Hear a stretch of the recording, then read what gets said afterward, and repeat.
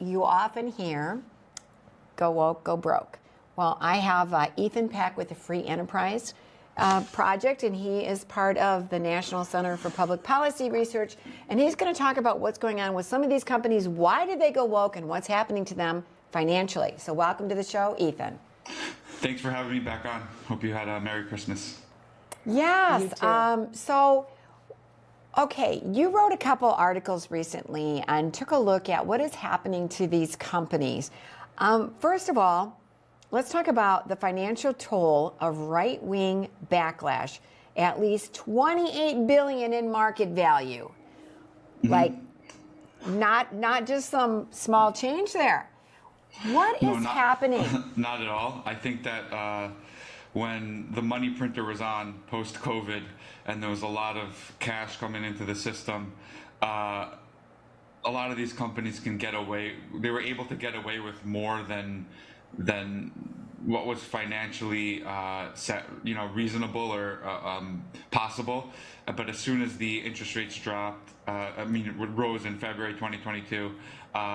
The financial pain set in, and then all of a sudden they couldn't play games anymore.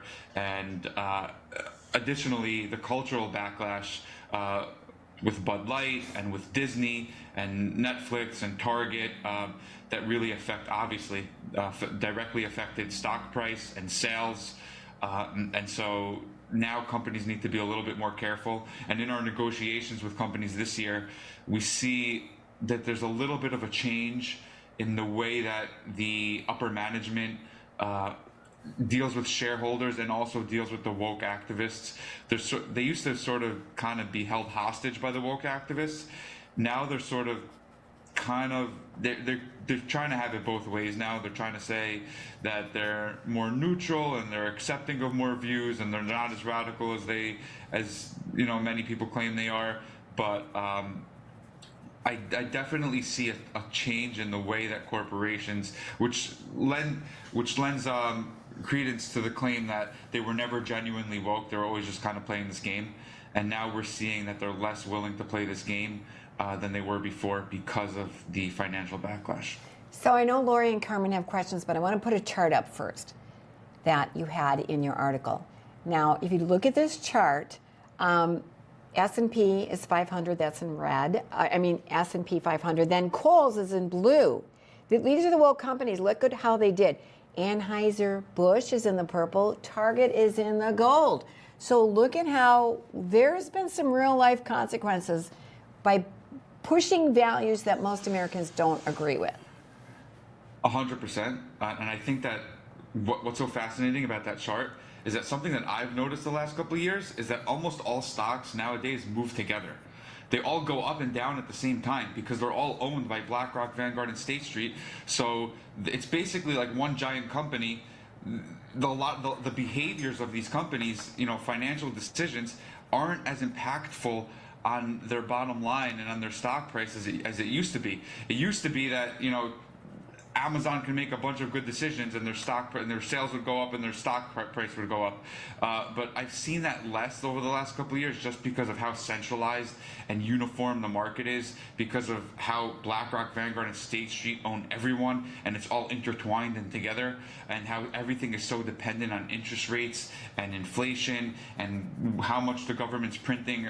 But here you have a couple of companies diverting from the S&P line, and obviously those because of the protests, because of their LGBTQ activism. I think it's kind of funny because I feel like Bud Light was the best one that played it out when they had their PR, their marketing directors very going to the woke mob, and they were outright, making social media posts, and it's like, do you understand the people that actually drink Bud Light? You guys are so far self-removed. And Bud Light really, they're just really having a hard time. And now you see commercials with ex-football players and stuff like that. They're trying to really push this manhood and stuff now. So they're just backpedaling.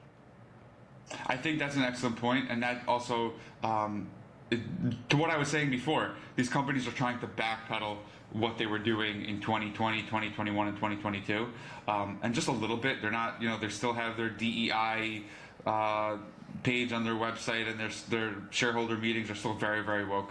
But like you said, they're now trying to go back to what they were, at least trying to target some of their audience and their consumer base, that they lost. I think that the Bud Light point is very interesting because personally, I think that they must have known that it would have backfired on them.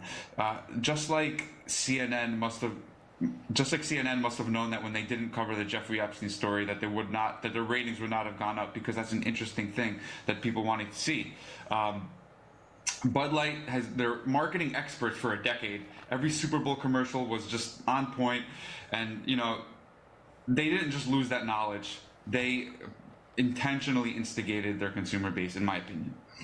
Well, and Dana White now, with the, UFC, he's come out and said everybody ought to be drinking Bud Light. He's really pushing. He said you'd be surprised how much Bud Light really does align with its customer base.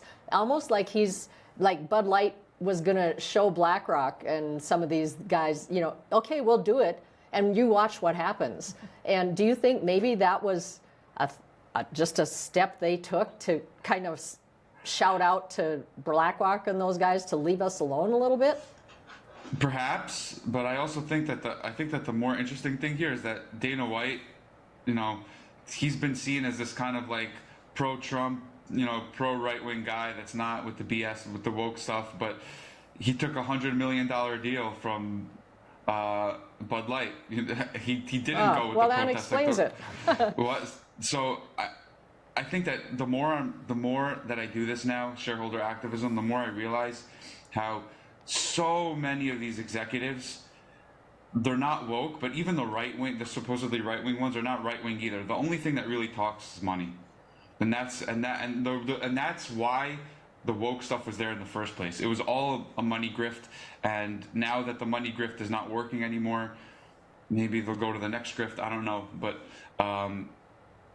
just like I don't think that most of them are genuine wokesters, I also am very careful to trust people that presume to be on our side. Yeah, Right. if it wasn't for all this woke stuff, we wouldn't have our show. And it's hard for us to wrap our mind around so many people selling out so quickly. When we come back, there was a leaked Zoom call with IBM that actually blackmailed people if they didn't go woke. So don't go away. We'll be right back.